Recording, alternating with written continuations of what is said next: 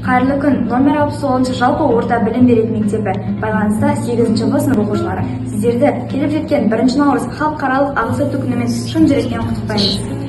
Мектебіміздің ағаты өсін және тәрбиесін қадағалап, бізді барлық жағынан тұлға қылып қалыптастыруға, дамытуға үлес қосқандарыңыз үшін мектеп әкімшілігіне алғыс айтамыз. Оқушыларға білім мен тәрбие беріп, оларды білім нәрсесін ұсындырғандарыңыз үшін ұстаздарға мың алғыс. Балалардың ой өрісін дамытып жатқан мектеп психологтарына алғыс білдіреміз. Мектеп оқушыларын ер мінезділікке баулып жүрген алғашқы әскери дайындық ағайларына алғыс айтамыз. Мектеп оқушыларының тамақтану тәртібіне және дұрыс тамақтануын қадағалап жүрген асхана тарапына алғыс айтамыз. Мектебіміздің қауіпсіздік қызметін қамтамасыз етіп отырған күзетші ағайларымызға алғыс білдіреміз. Мектеп тазалығын өз жауапкершілігіне алып отырған кіші қызметкерлерге алғысымызды білдіреміз. Мектептің дамуына үлес қосып отырған өзін-өзі басқару ұйымына алғыс білдіреміз.